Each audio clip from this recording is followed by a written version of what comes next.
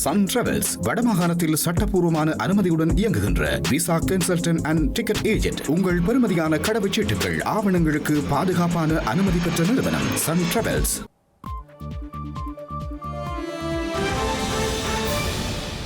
வணக்கம்.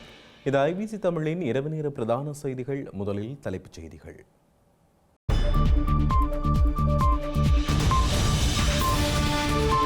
நிர்கதியாகியுள்ள ஆனந்த சுதாகரின் பிள்ளைகளுக்கு நீதி கோரிய ரவிகரன். தமிழ் அரசியல் கைதிகள் விடுதலை தொடர்பிலும் கேள்வி. இந்தியாவில் ஆலய தரிசனத்தில் ரணில், ஊடக சந்திப்புகளும் புறக்கணிப்பு. இலங்கையில் 350 மருந்துகளுக்கு கட்டுப்பாட்டு விலை, வரலாற்றில் முதல் முறை என்கிறார் சுகாதார அமைச்சர். பிரதேச செயலாளர்களையும் ஒன்று திரட்டிய அனுர, அபிவிருத்தி திட்டங்கள் தொடர்பில் தெளிவுபடுத்தல். மது போதையில் பரீட்சை கடமையில் மேற்பார்வையாளர், பரீட்சை திணைக்களத்தால் பணி இடைநீக்கம். அமெரிக்காவும் ரஷ்யாவும் இணைந்து தயாரித்துள்ள 28 அம்ச திட்டம், சவாலை எதிர்கொள்ளும் உக்ரைன்.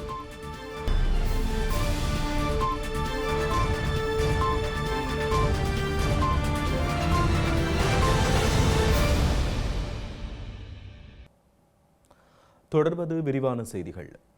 நினைவு தெரிந்த நாள் முதல் சிறையிலே தந்தை இருக்க வளரும் காலத்தில் தாயினையும் இழந்து பின்னர் வளர்த்த பாட்டியையும் இழந்து தனித்திருக்கும் தமிழ் அரசியல் கைதி ஆனந்த சுதாகரனின் பிள்ளைகளின் ஆரோக்கியத்துக்கு இந்த அரசாங்கத்தின் 2026ஆம் ஆண்டின் வரவு செலவு திட்டம் என்ன ஆற்றுப்படுத்தலை வழங்கப் போகிறது என வன்னி மாவட்ட நாடாளுமன்ற உறுப்பினர் துரைராசா ரவிகரன் கேள்வி எழுப்பியுள்ளார்.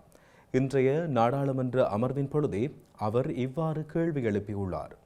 நினைவு தெரிந்த நாள் முதல் சிறையிலே தந்தை இருக்க வளரும் காலத்தில் தாயையும் இழந்து பின்னர் கடந்த 3ஆம் நாள் வளர்த்த பாட்டியையும் இழந்து தனித்திருக்கும் இந்த ஈழத்தின் சிறுவனை தமிழ் அரசியல் கைதியாக 17 ஆண்டுகள் சிறைக்குள் வாடும் தம்பி ஆனந்த சுதாகரின் பிள்ளைகளின் ஆரோக்கியத்துக்கு இந்த அரசின் 2026 வரவு செலவு திட்டம் என்ன ஆற்றுப்படுத்தலை வழங்கப் போகின்றது? அந்த பிள்ளைகள் இந்த இனவாத மண்ணில் பிறந்ததை விட வேறு என்ன தவறு செய்தன? ஆரோக்கியமான சமூகம் ஒன்றை நோக்கிய ஆரோக்கிய வாழ்வை உங்கள் அரசு இந்த தீவிலே வாழும் அந்த பிள்ளைக்கு வழங்காதா? பேரவையை தலைமை தாங்கும் உறுப்பினர் அவர்களே, இந்த தீவிலே ஆயுதங்களை விரும்பி ஏற்ற இனம் அல்ல எங்கள் இனம். அரசியல் வழியில் போராடி தோற்று ஆயுதங்களை ஏந்த நிர்பந்திக்கப்பட்டோம். 2009 ஆயுதமும் மௌனிக்கப்பட்டது. இனங்களுக்கு இடையில் நல்லிணக்கத்தை ஏற்படுத்தவே மாறிவரும் அரசுகள் முயல்வதாக அறிக்கைகள் காட்டுகின்றன. செய்திகளில் அரசுகளின் சார்பாளர்களாக நீங்கள் மாறி மாறி எங்களை ஏமாற்றுகின்றீர்கள். எங்கள் அயல் வீட்டு பிள்ளை தம்பி ஆனந்த சுதாகரின் மகன் மற்றும் மகளைப் போல பிறந்தது முதல் இறக்கும் வரை பிள்ளைகளும் சகோதரர்களும் மனைவிகளும் கணவன்மாரும் தந்தையரும் தாய்மாரும் பாட்டன் பாட்டியாரும் மாறுமாக ஒட்டுமொத்த ஈழத் தமிழினமும் இன்னமும் வடுக்களோடுதான் நகர்கின்றோம். எங்களுக்கு ஆரோக்கியமான சமூக வாழ்வுக்கான கதவை உங்கள் அரசு எப்போது திறக்கப் போகின்றது? இந்தியாவுக்கு பயணம் மேற்கொண்டுள்ள முன்னாள் ஜனாதிபதி ரணில் விக்ரமசிங்கே மதுரை மீனாட்சி அம்மன் ஆலயத்தில் வழிபாடுகளை மேற்கொண்டுள்ளார். மதுரை மீனாட்சி அம்மன் ஆலயத்திற்கு சென்று முன்னாள் ஜனாதிபதி ரணில் விக்ரமசிங்கே தரிசனம் செய்துள்ளார். இதன்போது அவருக்கு ஆலய நிர்வாகம் சார்பாக மரியாதை செலுத்தப்பட்டுள்ளது. இதன்போது ஊடகவியலாளர்களை சந்திக்கவில்லை எனவும் தெரிவிக்கப்படுகின்றது. இலங்கையில் உள்ள அனைத்து பிரதேச செயலாளர்களும் இன்றைய தினம் கொழும்புக்கு அழைக்கப்பட்டுள்ளனர். 2026ஆம் ஆண்டிற்கான ஸ்ரீலங்கா அரசாங்கத்தின் அபிவிருத்தி வேலை திட்டங்கள் மற்றும் பிரஜாசக்தி கிராமிய அபிவிருத்தி அணுகுமுறை குறித்து தெளிவுபடுத்துவதற்காகவே இந்த அழைப்பு விடுக்கப்பட்டுள்ளதாக ஜனாதிபதி ஊடகப் பிரிவு தெரிவித்துள்ளது. இந்த விசேட கலந்துரையாடல் ஜனாதிபதியின் செயலாளர் கலாநிதி நந்திக சனத்குமார் நாயக்க தலைமையில் அலரி மாளிகையில் உள்ள பிரதான மண்டபத்தில் இடம்பெறவுள்ளது. கிராமிய வறுமையை ஒழிப்பதற்கான அரசாங்கத்தின் மிக முக்கிய முன்னுரிமை திட்டமாக பிரஜாசக்தி வேலை திட்டம் முன்னெடுக்கப்படவுள்ளது. இந்த திட்டத்தை அடிமட்ட அளவில் எவ்வாறு பயனுள்ள வகையில் நடைமுறைப்படுத்துவது என்பது குறித்து இதன்போது பிரதேச செயலாளர்களுக்கு விரிவாக தெளிவுபடுத்தப்படவுள்ளதாக தெரிவிக்கப்பட்டுள்ளது. கிளிநொச்சி பூநகரி நல்லூர் மகாவித்தியாலயத்தில் பரீட்சை கடமையின் பொழுது மதுபோதையில் இருந்த பரீட்சையின் மேற்பார்வையாளர் குறித்த பணியிலிருந்து நீக்கப்பட்டுள்ளார்.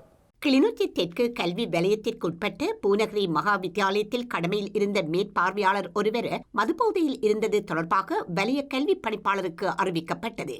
இதனையடுத்து சம்பவ இடத்திற்கு விரைந்த பரீட்சை திணைக்கள அதிகாரிகள் மதுபோதையில் இருந்த பரீட்சை மேற்பார்வையாளரை அந்த பணியிலிருந்து நீக்கியுள்ளனர். குறித்த சம்பவமானது நேற்று முன்தினம் இடம்பெற்றுள்ளது. மேலும் இது தொடர்பில் விசாரணைகள் ஆரம்பிக்கப்பட்டுள்ளமை குறிப்பிடத்தக்கது. இலங்கையில் வரலாற்றில் முதல் முறையாக ஒரே நேரத்தில் 350 வகையான மருந்துகளின் விலையை பாரிய அளவில் கட்டுப்படுத்தவும் ஒழுங்குபடுத்தவும் சுகாதார அமைச்சு நடவடிக்கை எடுத்துள்ளதாக சுகாதார மற்றும் வெகுஜன ஊடக அமைச்சர் வைத்திய கலாநிதி நலிந்த ஜேதிச தெரிவித்துள்ளார். இந்த நடவடிக்கையினூடாக நாட்டின் சந்தையில் பல மருந்து பொருட்களின் விலைகள் வெகுவாக குறைவடையும் என்றும் அவர் மேலும் குறிப்பிட்டுள்ளார். அரச மருந்தாக்கல் உற்பத்தி கூட்டுத்தாபனத்தில் இடம்பெற்ற நிகழ்வொன்றில் சுகாதார மற்றும் வெகுஜன ஊடக அமைச்சர் வைத்திய கலாநிதி நலிந்த ஜேதிச இவ்வாறு தெரிவித்துள்ளார்.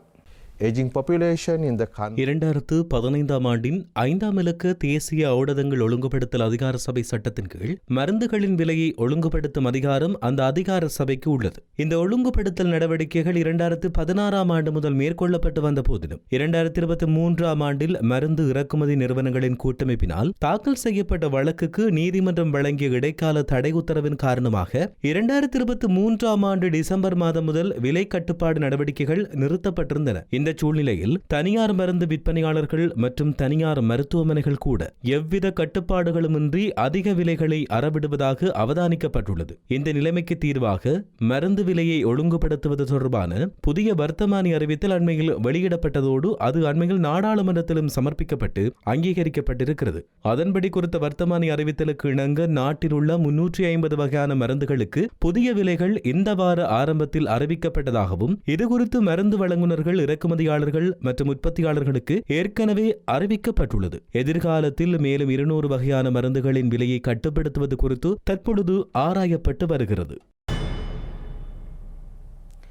ஸ்ரீலங்காவின் உயர் நீதிமன்ற நீதிபதி அந்தனி லலித் சிரான் குணரத்ன பதில் பிரதம நீதியரசராக பதவியேற்றுள்ளார். ஸ்ரீலங்கா ஜனாதிபதி அலுவலகத்தில் ஜனாதிபதி அனுரகுமார் திசாநாயக்கவின் முன்னிலையில் இன்று முற்பகல் பதவியேற்றுள்ளார். பிரதமர் நீதியரசர் பிரீத்தி பத்மன் சூரசேன வெளிநாடு சென்றுள்ள நிலையில் அவர் நாடு திரும்பும் வரை ஜனாதிபதி இந்த நியமனத்தை வழங்கியுள்ளார். மன்னார் மாவட்ட பொது வைத்தியசாலைக்கு மயக்க மருந்து வழங்கும் மருத்துவ நிபுணரை உடனடியாக நியமிக்குமாறு கோரி வடமாகாண சுகாதார அமைச்சின் செயலாளருக்கு மன்னார் நகர முதல்வர் டானியல் வசந்தன் அவசர கடிதம் ஒன்றினை அனுப்பி வைத்துள்ளார். மன்னார் மாவட்டத்தில் மக்களுக்கு மருத்துவ சேவையை வழங்கும் நிறுவனமாக மன்னார் மாவட்ட பொது வைத்தியசாலை இயங்கி வருகின்றது. இருப்பினும் மாவட்ட பொது வைத்தியசாலையில் உரிய துறை சார்ந்த சேவைகளை வழங்குவதற்கான போதுமான வைத்தியர்கள் வைத்திய நிபுணர்கள் பற்றாக்குறையால் சிறிய விபத்து காயங்களுக்கும் மேலதிக சிகிச்சைக்காக நோயாளிகளை உடனடியாக யாழ்ப்பாண போதனா வைத்தியசாலைக்கு இடமாற்ற வேண்டியுள்ளது. இதனால் நோயாளிகளுக்கும் நிர்வாகத்தினருக்கும் இடையில் அதிருப்தி நிலை நீடித்துக் கொண்டே இருக்கின்றது.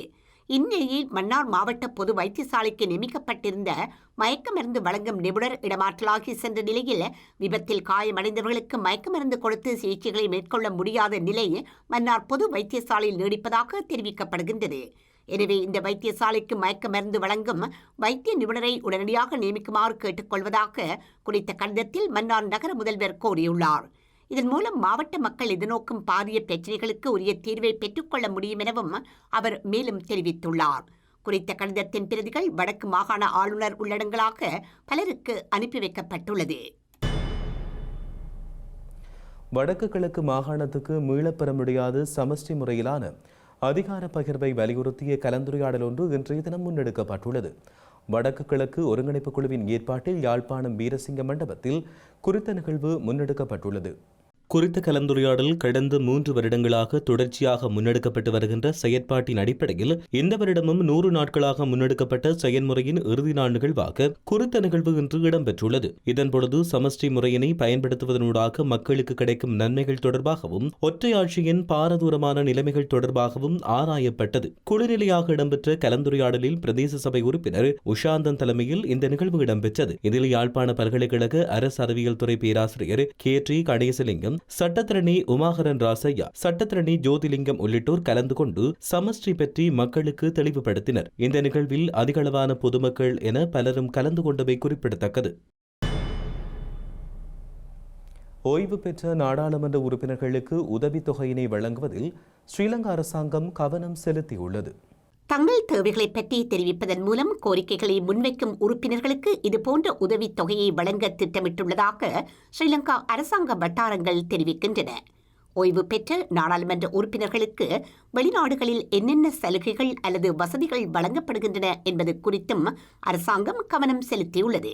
ஸ்ரீலங்கா நாடாளுமன்ற உறுப்பினர்களின் ஓய்வூதியத்தை ரத்து செய்யும் மசோதா விரைவில் நாடாளுமன்றத்தில் சமர்ப்பிக்கப்படவுள்ளது. இந்த மசோதாவை நாடாளுமன்றத்தில் சமர்ப்பிக்க அமைச்சரவை சமீபத்தில் ஒப்புதல் அளித்துள்ளது. ஓய்வூதியத்தை பறிக்கும் மசோதா நிறைவேற்றப்பட்ட பின்னர் 512 நாடாளுமன்ற உறுப்பினர்களின் ஓய்வூதியங்கள் ரத்து செய்யப்படும் என தெரிவிக்கப்பட்டுள்ளது.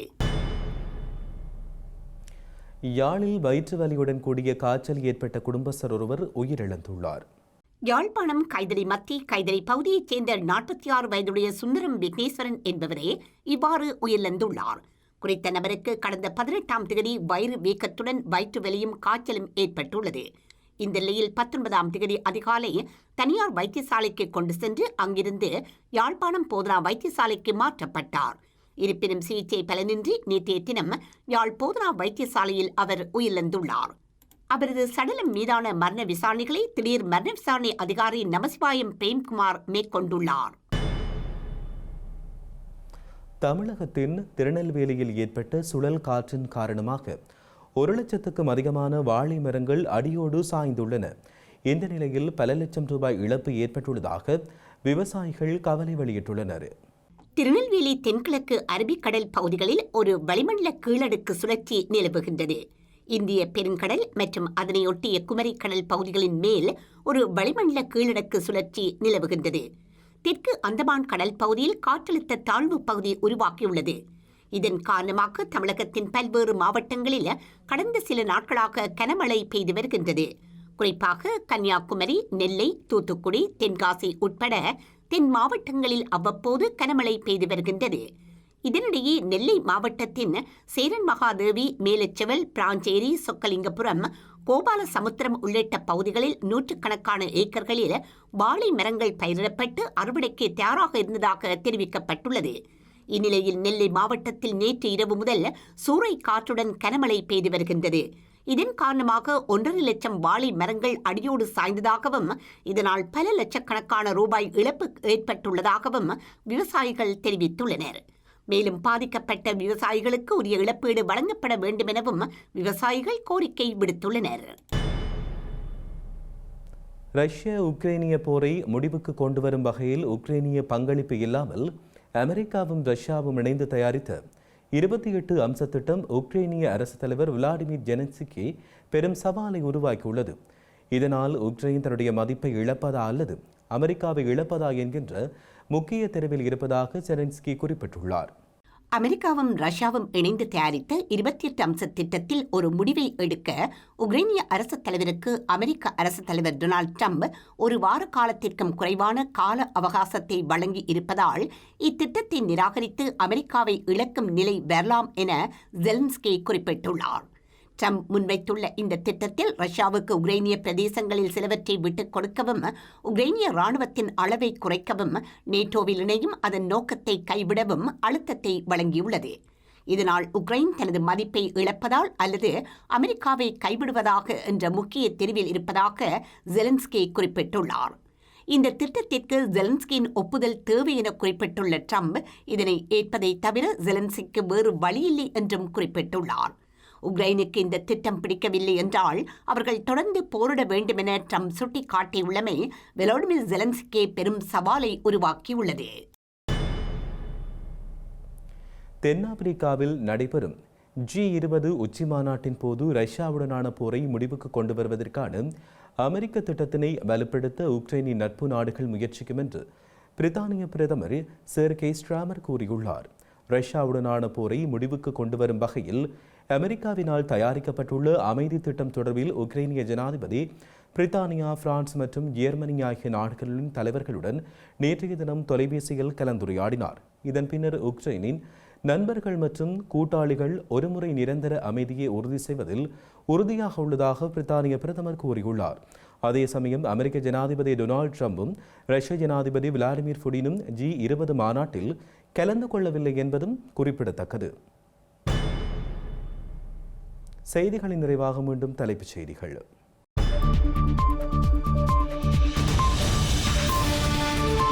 நிர்கதியாகியுள்ள ஆனந்த சுதாகரின் பிள்ளைகளுக்கு நீதி கோரிய ரவிகரன்.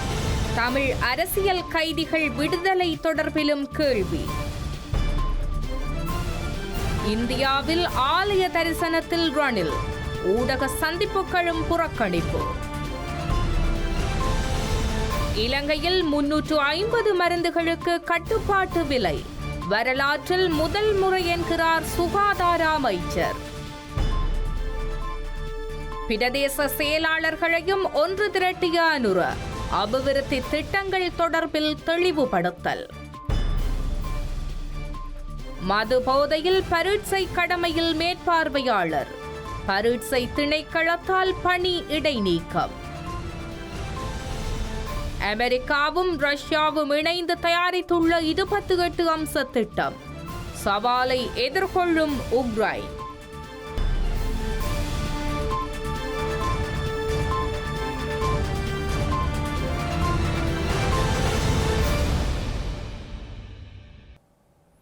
இத்துடன் IBC தமிழின் பிரதான செய்திகள் நிறைவடைகிறது. உடனுக்குடன் செய்திகளை அறிந்து கொள்ள ibctamil.com என்ற எமது இணையதளத்தினை பார்வையிடுங்கள். வணக்கம்.